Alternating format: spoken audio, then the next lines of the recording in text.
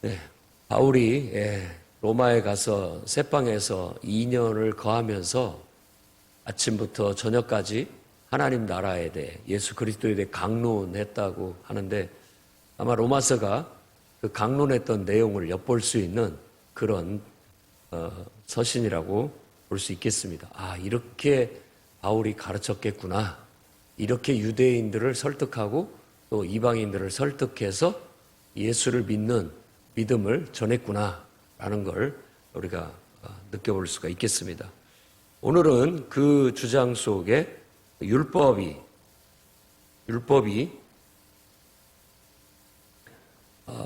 대한 그런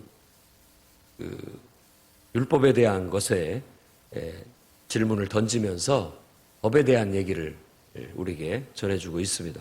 율법을 가지고서 복음을 설명하기 위해서 율법의 한계, 율법이 우리에게 주는 것이 뭔지에 대한 얘기를 하고 있습니다. 맨 먼저 시작은 율법, 노모스라고 하는 율법, 법, 그냥 법이라고도 할 수 있습니다. 규칙, 이렇게 해야 된다라는 어떤 규칙, 이런 걸 법이라고 그렇게 얘기하죠. 그러니까 인간이 뭐 언제부터인지 모르지만 옛날부터 사람은 이렇게 살아야 된다라는 나름대로의 규칙이나 법을 갖고 있습니다. 그래서 어려서부터 그런 것들을 듣고 배우고 자라다 보니까 그것이 나름대로 신념화돼서 그것에 의해서 삶을 살고 그것에 의해서 서로를 이렇게 판단하고 평가하고 또 그렇게 인생의 가치나 의미를 찾아가면서 살아가는 겁니다. 그러니까 옛날에 적어도 예수 그리스도께서 이 땅에 오셔서 복음을 전하기 전에는 사람들이 바로 그런 하나님을 믿는 사람은 이렇게 살아야 된다라는 그 율법, 가르침, 법규, 그러니까 우리의 삶의 규칙, 그것을 배우고 그것대로 살아야 되는 걸로 그렇게 알고 그것대로 살려고 힘쓰고 애쓰고 노력했다라는 걸 알 수 있죠. 근데 이제 예수 그리스도의 복음 안에서 그분의 죽음과 부활 하심 아래서 좀 약간 개념이 달라졌다라는 것을 사도 바울이 설명을 합니다. 그러기 위해서 일단 법이 갖는 효력에 대해서 먼저 얘기를 합니다. 1절 말씀에 법을 아는 자들에게 말한다라고 하면서 사실 이 법이라는 게 우리한테 우리를 주장하고 있다라고 하는데 여기서 이 주장하다라는 단어는 우리가 주여라고 부를 때 그 퀴리오스 주라는 단어입니다. 그러니까 주인 노릇한다 이런 뜻이에요. 율법이라는 게 법이라는 게 우리의 주인 노릇한다. 우리가 법이 상전이죠. 그래서 법이 이렇게 해라 그러면 나는 그렇게 해야 되고 이렇게 하지 마라 그러면 나는 안 하는 거예요. 그러니까 법을 주인으로 여기면서 우리가 살아왔다. 이 점을 얘기하는 거예요. 그런데 이 법이라는 것은 우리가 죽으면 그 법에서 자유로워진다. 죽으면. 그러니까 죽게 되면 그 법에서 놓여지게 되고 자유롭게 된다라는 걸 결혼이라는 한 예를 가지고서 얘기합니다. 남편이 죽으면 다른 이제 다시 재가할 수 있는 그런 법적인 보장을 받는다. 그 말은 우리가 이 법이라는 것에 딱 지배를 받고 있다가 그 존재가 죽게 되면 그와의 관계가 이제 딱 청산이 되게 되는 거고 또 새롭게 출발할 수 있는 보장을 받게 된다라는 그 논리를 가지고서 우리가 지금까지 율법을 마치 주인처럼 여기고 우리의 구원자처럼 여기면서 그 율법을 섬겨왔다면 예수 그리스도께서 십자가에 죽으실 때 내가 그분을 나의 구원자라고 믿고 내가 그와 함께 죽어버렸다면 더 이상 우리는 율법이 우리의 주인이 되지 못한다. 거기서부터 자유로워진다. 왜? 거기서부터 이제 내가 죽었기 때문이다. 예수께서 죽으신 것처럼 내가 죽었기 때문에 더 이상 율법에 내가 지배당하지 않고 거기서부터 자유로워져서 이제 자유인이 된다. 그래서 바울이 말하는 그 율법으로부터 자유하는 자유인 이 사상이 여기에 드러나 있게 되는 겁니다. 거기에서 노예여서 자유함을 우리에게 주신 이유는 뭐냐? 이제는 하나님께 다시 가서 하나님을 주인 삼아서 그분을 섬기도록, 그래서 그에 합당한 열매를 맺게 하려고 우리가 죽은 것이다 라는 겁니다. 6장에 이어 설명하는 거죠. 6장에는 세례라는 것을 통해서 우리가 예수 그리스도를 믿는 믿음을 고백하고 그분과 함께 죽었다라는 것을 세례를 통해서 강조했다면, 이 7장에서는 이제 우리가 그 죽은 의미는 바로 율법에서부터 자유로워지고 진정으로 이제 하나님을 주인으로 맞아서 예수 그리스도를 내 구원자로 여기고 그분과 함께 살도록 하기 위한 것이다. 만일 이걸 의인화해서 사람으로 한다면 율법은 이제 내가 율법과 결혼해서 살았어요. 근데 이제 죽어버렸어. 그러니까는 다시 이제는 예수 그리스도와 함께 다시 결혼해서 새 삶을 살게 됐다라는, 딱 맞는 말은 아니지만 그런 의미로 지금 바울이 우리를 설득하고 있고 설명하고 있는 겁니다. 그러니까 이스라엘 유대인들한테 너희가 태어나면서부터 죽을 때까지 율법을 배우고 율법을 주인 삼아서 율법을 구원자로 여기면서 그 율법대로 살려고 무진장이 애를 썼다. 그러나 이제는 그 율법에 대해서 너희는 죽었고 이제는 은혜 안에서 예수 그리스도와 새롭게 연결되어서 그분을 구원자로 여기고 그분을 주인으로 섬기면서 사는 그런 믿음으로, 은혜로 너희가 돌아서게 되는 것이다. 내가 지금 가르치고자 하는 것이, 내가 주장하는 것이 바로 그거다라고 얘기하는 거예요. 왜 내가 그렇게 주장을 하느냐? 율법은 사실 우리에게 구원을 준다고 하고 우리 주인 노릇을 하지만, 사실 율법이 우리에게 주는 것은 우리가 어쩔 수 없는 죄인이라는 것만 깨우치는 것이다. 나를 온전히 변화시키지 못한다. 그러면서 자기도 율법을 배우고 그것을 지키면서 살아온 한 사람으로서 솔직한 고백을 하는 거예요. 율법이 뭐 나쁜 거냐? 그거 아니다. 율법이 죄냐? 그것도 아니다. 7절에. 율법이라는 것은 죄를 알려준다. 법이라는 거, 규칙이라는 걸 배우지 않으면, 그게 정해지지 않으면 내가 무엇을 하든 그게 무슨 문제가 있습니까? 그런데 이건 인간으로서 헬짓이 못 된다라고 정해놨기 때문에 그것을 하면 죄책감을 느끼고 그걸로 인해서 우리가 고통을 받는다. 해야 할 일을 하지 않았을 때 그걸로 인해서 자책이 오고, 또 하지 말아야 할 것을 했을 때 그걸로 인해서 자책을 하고, 스스로의 자책뿐만 아니라 다른 사람들의 손가락질을 받게 되고 그걸로 인한 죄값을 치르게 된다. 그게 율법이다. 그런데 율법 자체는 선하고 거룩하고 의로우나 결국 문제는 뭐냐면 내 육신이다. 내 육신. 18절 말씀에 문제는 내 육신이라고 얘기합니다. 왜냐하면 내 육신에는 선한 것이 없다. 법이 나쁜 것은 아닌데 그 법을 지키는 내가 선하지를 못하다. 그래서 그 법을 선용하지를 못하고 때때로 그 법을 따르지를 못하고 내가 완전히 그 법을 악용해버리더라. 그게 내가 문제다. 이 내 육신이 문제다. 법은 선하고 의롭고 거룩하지만 내 안에 선한 것이 없다. 내가 선하지 못하고 내가 의롭지 못하고 내가 거룩하지를 못하다. 라는 솔직한 고백을 하게 합니다. 원함은 내게 있지만 선을 행하지를 못한다. 또 원하지 않은데 결국은 그 악을 행하고 있다. 라는 거예요. 해야 할 일을 해야 되는데 하지를 못해요. 내 자신이 그걸 하지를 못해요. 그리고 하지 말아야 되는 걸 분명히 아는데도 불구하고 그게 안 돼요. 자꾸 해지는 거예요.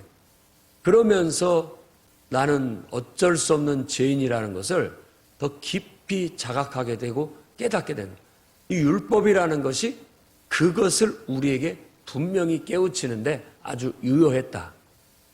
율법이 선하다고 우리에게 의미 있다라고 말할 수 있는 것은 우리가 그 법대로 살지 못하는 연약한 존재라는 사실을 깨우쳐 줬다라고 그 율법에 대해서 얘기를 하는 겁니다.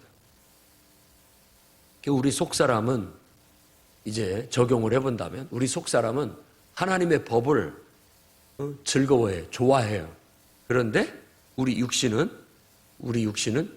죄의 법이 사로잡아가지고 이 죄의 법이라는 것, 여기서 하나님의 법과 죄의 법을 비교해서 얘기를 해주고 있습니다.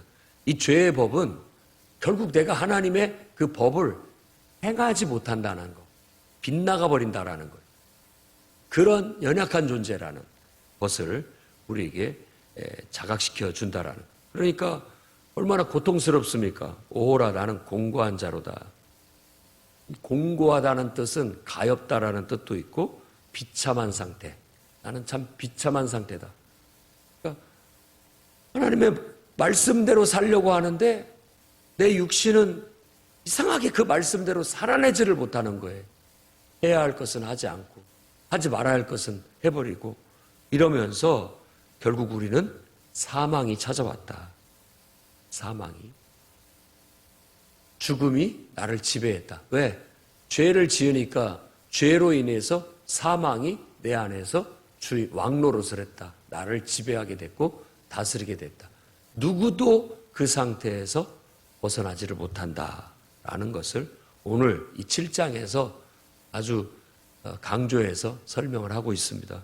여러분은 어떻습니까? 여러분은 여러분 마음먹은 대로 다 행하고 삽니까?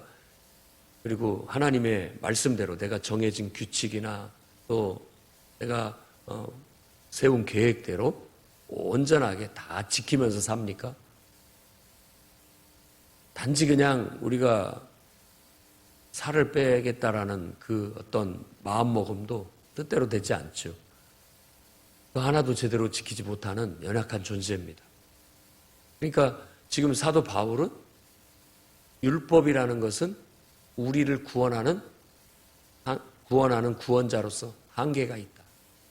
그래서 바로 한의 예수 그리스도를 믿는 믿음을 통해서 은혜 안에서 그 문제를 해결하고 우리가 구원받을 수 있는 새롭고 산 길을 우리에게 하나님이 주셨다. 그러니까 하나님께 감사해라 하고 그렇게 해서 오늘 7장이 마무리가 되고 있습니다.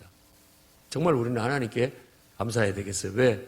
바로 이런 연약한 우리들이 구원받을 수 있는 길이 열렸기 때문에 하나님의 은혜가 우리에게 주어져서 예수 그리스도와 연합돼서 그와 함께 죽고 하나님에 대해서 다시 태어나게 되면 더 이상 죄가 우리를 지배하지 못하도록 오히려 하나님이 우리를 지배하는 삶을 추구하게 됨으로써 우리가 은혜 안에서 정말 하나님의 뜻을 행하고 구원받을 수 있는 새로운 길이 열렸으니 오늘 여러분들이 하나님께 감사하며 살아가시기를 바랍니다.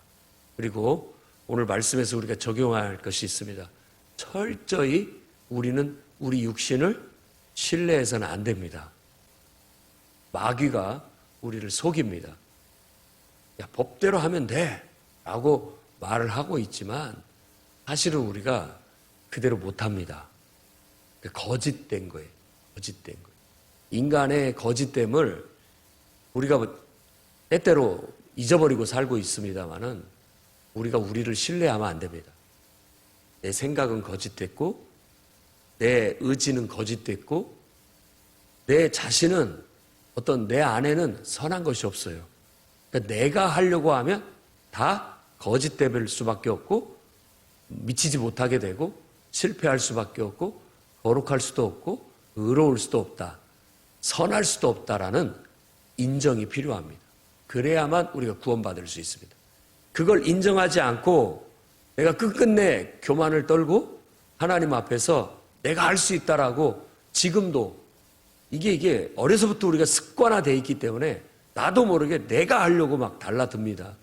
그러니까 이것이 예수 그리스도의 십자가 아래서 죽어지지 않는다면 우리의 정과 욕심을 예수님과 함께 십자가에 못 박아서 철저히 그것이 나를 지배하지 못하도록 죽이지 않는다면 우리 거기서 벗어나지를 못합니다. 그러니까 죽어야만 살 수 있는 게 바로 복음의 원리예요. 역설적인 원리죠. 알마다 나는 죽노라 라고 사도 바울이 말한 것처럼 여러분 육신을, 여러분의 정과 욕심을 늘 십자가에 못 박아서 그것이 여러분을 지배하지 못하도록 해야 됩니다. 그러면 너 이놈 올라가라 자꾸 이렇게 얘기한다고 되는 게 아니라 우리 마음의 그릇은 이렇게 있는데요. 그 그릇 안에 하나님이 딱 들어와서 꽉 차게 되면 내가 들어갈 자리가 없어요. 그러니까 자연스럽게 되는 겁니다. 근데 하나님이 내 안에서 자꾸만 희미해지고 밀려나면 그 속에 내가 들어오게 되고 그것이 죄가 되는 겁니다. 죄가 되는 거예요.